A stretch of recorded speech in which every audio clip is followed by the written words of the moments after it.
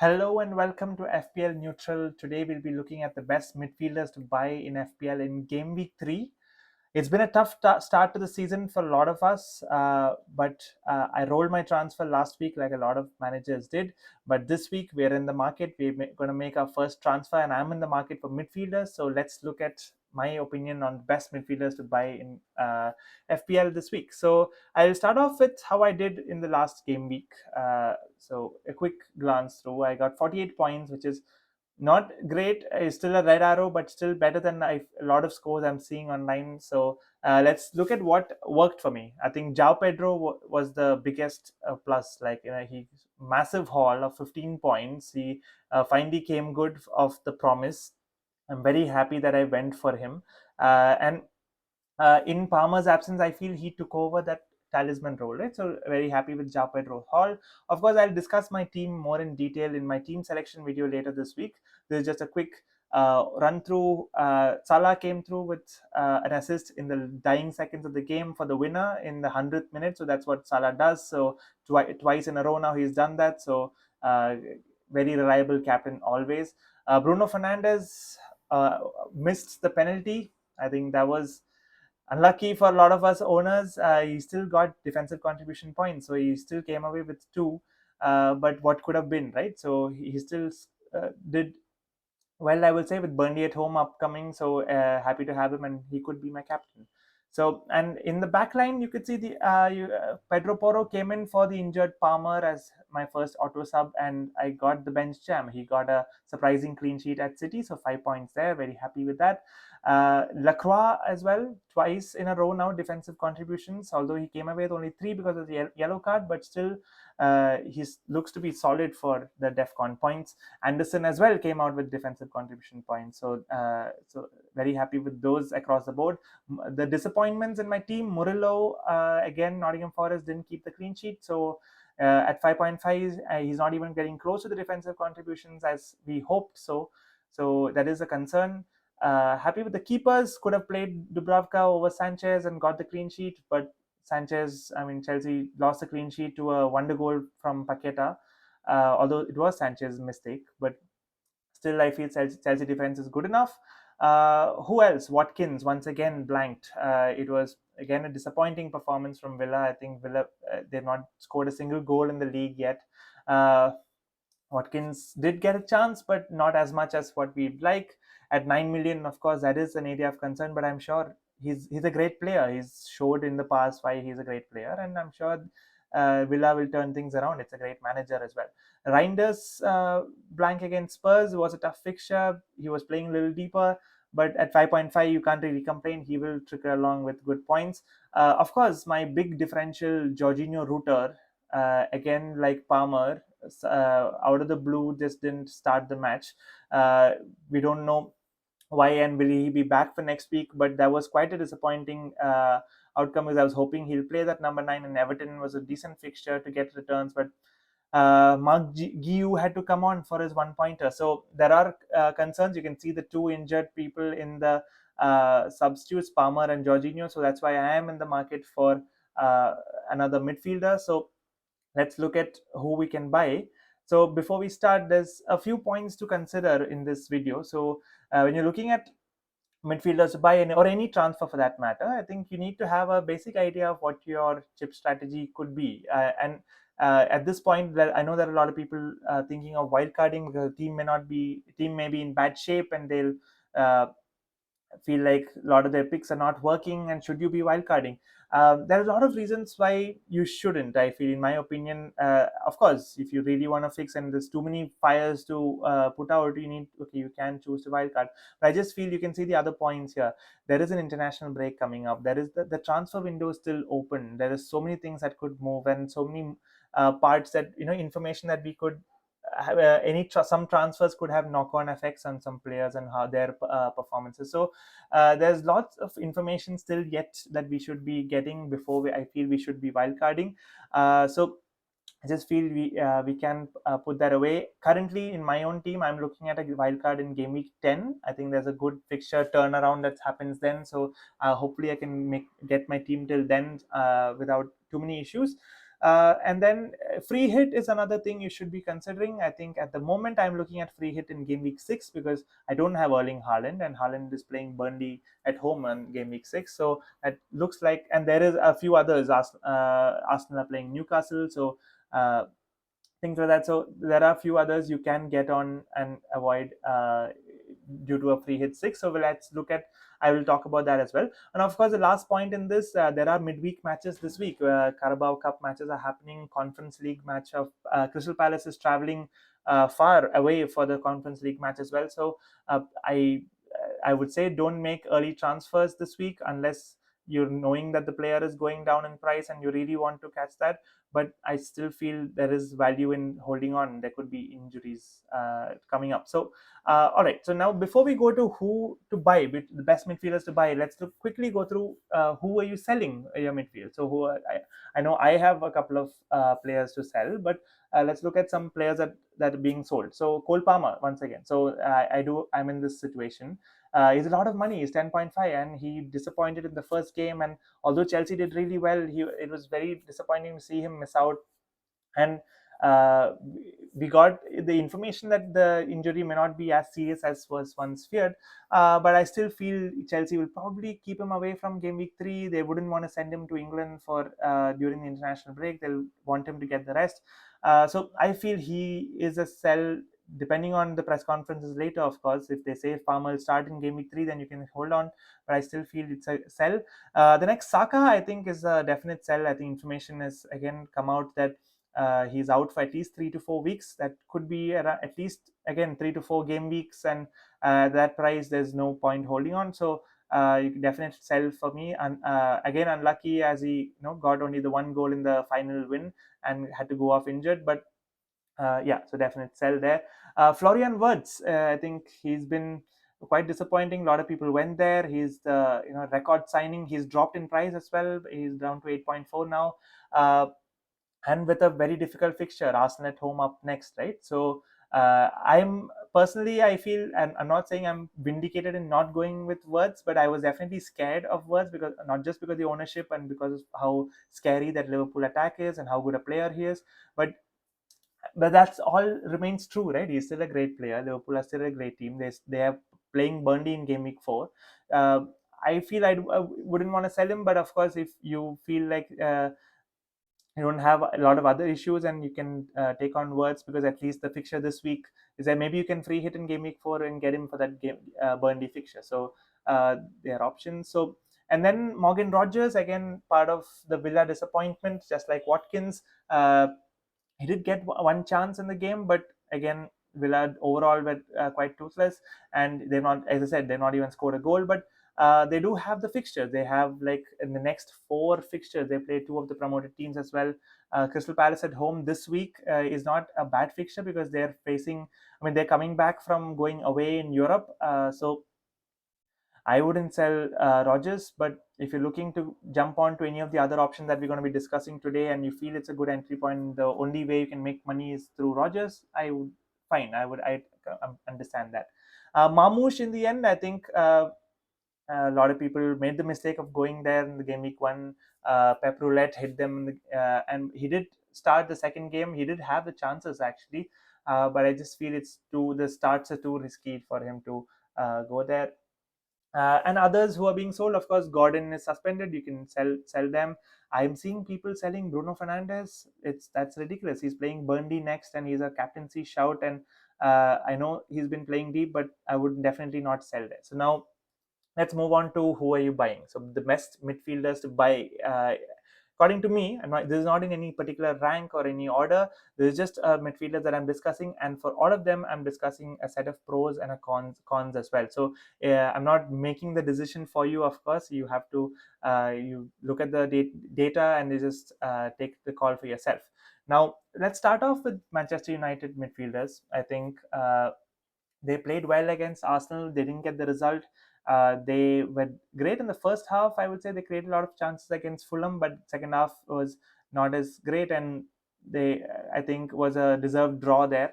So there are two options, of course. If you have Bruno Fernandes, so I in my own team, I'm not considering going for any other Manchester United midfielder because I already have Bruno Fernandes and I don't want to double up.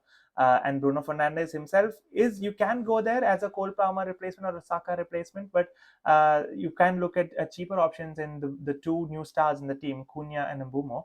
Now it's similar points for both of them, as you can see. So both of them are playing quite forward. Cunha played up front as a striker, Mbeumo as the right forward, and it's a great entry point this week with Burnley at home. So it is. At home fixture, of course, and you're playing against one of the promoted teams, and even captaincy option because of that.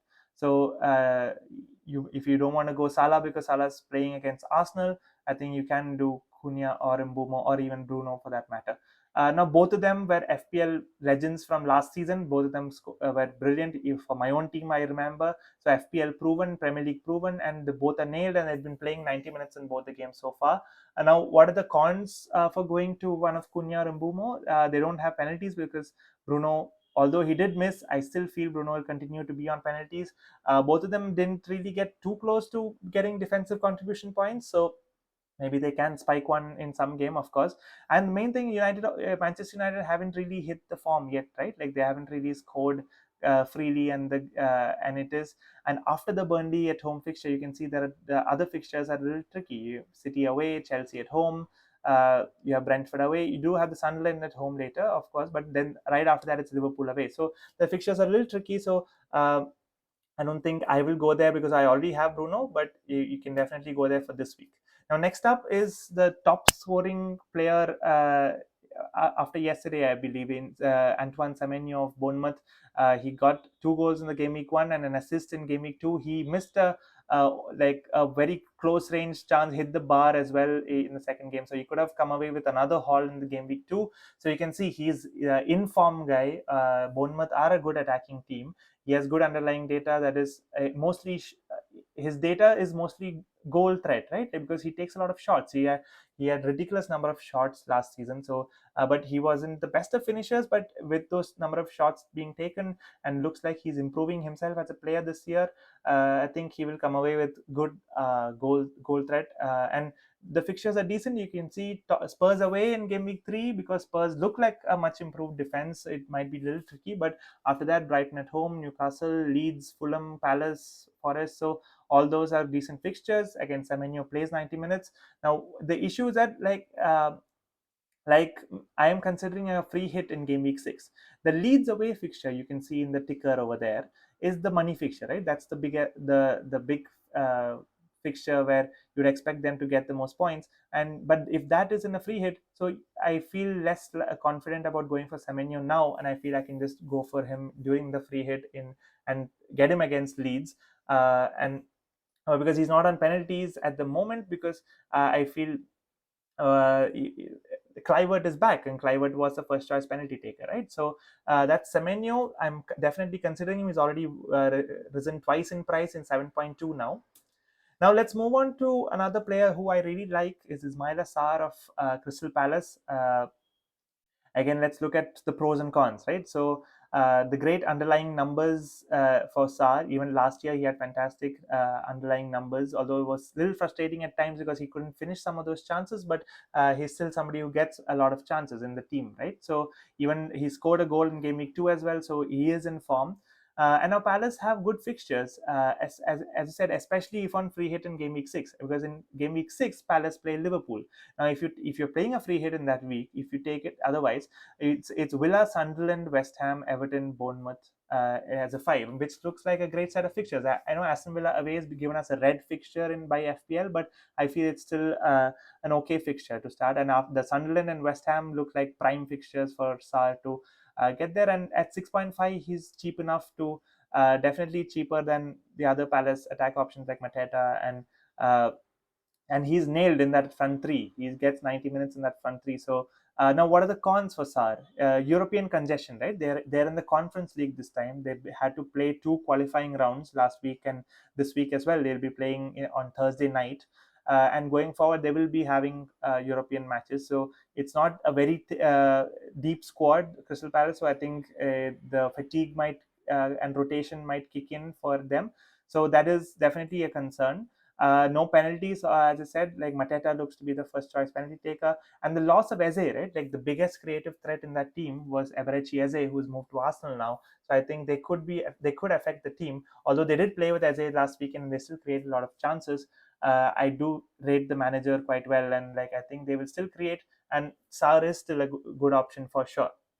Now on to the next player, Mohamed Kudus from Spurs. So I think Spurs have the best fixtures there is, right? Look at that ticker. It's a lot of greens and greys. There's no red fixture there. It's Bournemouth, West Ham, Brighton, Wolves, Leeds, Villa, Everton, and then only in game week 10 are you getting to a Chelsea. So if you're looking at a next six fixtures, I think Spurs are great assets to hold on to and even get, right, even buy. I think Spurs defense has done well for a lot of people, Porro, Van de Ven, Romero, and all that. But I feel a Spurs attack can do well as well. So now what Kudus? Let's look at Kudus. So left was excellent fixtures. He is PL proven. He's done, although he was bad last season, but the year before that he was great for West Ham, and he's already hit the ground running. Right, 2 assists in game week 1. Although he did blank last weekend, but it was against City. So in the next set of fixtures, I'm sure he'll do well.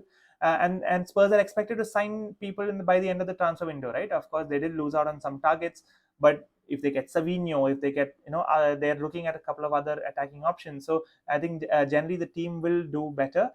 And he is the most nailed attacker at Spurs right now. So I think Kudus has bought it to be a star in the team, and so he is expected to start every game. The others in the team right now, Brennan Johnson and Richarlison, I feel they could be minutes risk down the line when new signings come in, new Solanke gets fit, and all that. So I feel Kudus is the most nailed attacker at Spurs. And now, what is cons? I think he's generally somebody who gets more assists, and his goal threat this season has been a little low. He doesn't take as many shots. He's only 0.06 xG in the two games combined. So that is a slight concern. He's at 6.6. It's still fine, but you still want the occasional goal. Uh, and it may get early substitutions in that when the squad comes in and the new players, maybe new signings come in. I think he will have competition from Brennan Johnson, who can play on the right. Savinho can actually play on the right. So all that, we could see some 70 minutes, 80 minute substitutions, but I still feel he'll get to 18 most games. Now, again, no penalties or DEFCONs. That's another concern, because I think Solanke should be on penalties, and he's not really great on DEFCONs. So, but still, Kudus a solid pick because of the fixtures. I think Spurs will do well. They've started the season so well. So, I think very good pick. And now we move on to Cody Gakpo from Liverpool. So again, somebody who's returned in both game weeks so far.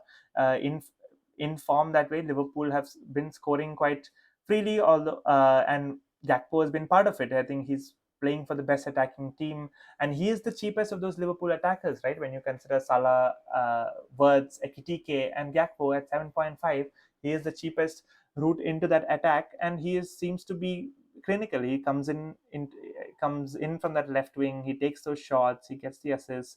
So, and he's been playing 90 minutes in both matches so far. So uh, that is so far. But where is the issues that we? So Liverpool are definitely going to sign somebody. I think whether it be Alexander Isak or somebody else, we don't know yet. But definitely, if somebody like Isak comes in, Gakpo's minutes are a concern, right? Because where will Ekitike can actually play on the left? Even Wirtz could be pushed to the left, or Szoboszlai, or so Gakpo could be rotated. So that is definitely in the short term. I don't expect that to change. And in the game week 4 fixture of Burnley away, looks great for Gakpo. But we should be monitoring what the transfer window brings, right? Now, what are the other issues? Like outside of that game week 4 and 5 fixture, the others are a little mixed because they're playing Arsenal right now. Which, as you can see, the next point is a bad entry point. If you're looking to buy somebody in game week 3, you don't really want to buy somebody who's going to play Arsenal at home, the best defense in the league. So it's a bad entry point, and they're playing Chelsea away later as well, United, all that. So, and of course, Gakpo doesn't have penalties or DEFCON, so you're relying on those open play goal threats, and he's not on set pieces. So it is a cheap option into a good Liverpool attack, but still it comes with its risks as well. Now, we've looked at some main options. Now let's just look at some other options, quickly run through. Grealish at Everton had a great debut for them with 2 assists, but again, Everton, we don't know exactly how well they'll click. Actually, the immediate fixture of Wolves is decent. She's playing, but playing Villa after that and Liverpool. So, but Grealish should be uh, the talisman in that team, right? He looks like somebody who's been given a lot of freedom that was missing with him at Man City. So he should come up with the goods there. And yeah, so but then there are a lot of they have signed a lot of attacking talent in Tyler Dibling and Dewsbury Hall and in DIA. So really is definitely somebody, but not as much goal threat. He's more an assist threat, just like Kudus earlier we mentioned. He doesn't take too as many shots. Now the new signing at Brentford, Dango Utara from Bournemouth last year. He's at 6 million midfielder who's playing essentially what's going to be the Mbeumo role at Brentford, like what he vacated. So he scored a good goal last weekend, the one in a 1-0 win. So and the entry point right now it's Sunderland at away in game week 3 looks a great entry point. So if you're looking for somebody cheaper at 6 million or lower, Dango looks like a decent option. And Brentford attack looks, although they've lost a lot of their talent, we don't know if Visa will stay. But still, Brentford are a capable attack, and I think at 6 million you can't really go too wrong there. And then at 5.5, even cheaper, Elliot Anderson remains a great option. I think he very unlucky for anybody who went there because he got 11 defensive contributions in both games, just missed out by just that one point. So, but he's still a great player, and Nottingham Forest have fantastic fixtures, right? They have West Ham right now, although the next fixture is Arsenal. After that comes Burnley and Sunderland. So Elliot Anderson continues to be a good option. If you're looking for somebody cheaper, it's absolutely fine. You can go there with the fixtures. Although they do have a lot of new signings that they've made, but I still feel he's nailed in that team. Now, finally, Elanga, I just added. Actually, this was supposed to be Anthony Gordon was supposed to be part of my list, but I was actually genuinely looking at him as an option, but he went ahead and got a red card in the match against Liverpool and will be banned for 3 matches now. Because why did I want to go there? Because Newcastle have a great entry point right now with the fixtures. They're playing Leeds and Wolves in the next two fixtures. After that, Bournemouth, and in game week 6, where you could be while free hitting, they're playing Arsenal, so you could avoid that Newcastle player there. So it would be a great entry point this week. But without Gordon, I don't see any other option that's really clicking. Um, Elanga could do well. He did great for Forest last year, but he still hasn't started. Newcastle as a team haven't started scoring as freely as we want. So. And without Gordon, who's I would say a talisman, without the Isaac situation being cleared, without them having a new striker, I'm not sure if it's the best option to go there. So that's it. Those are the midfielders I'm considering. If you ask me right now, who am I leaning towards? I think I'm looking at two transfers, maybe Cole Palmer and Jorginho Rutter out to. I think Kudus, I'm pretty settled on. I think I would definitely want a piece of that Spurs attack now. And for the other option, I'm torn between Semenyo and Sarr at the moment. I'm leaning slightly towards Sarr, but I'm going to reserve the right to make that decision by the end of deadline. So all the best to everyone. So see you soon with my team selection video later this week.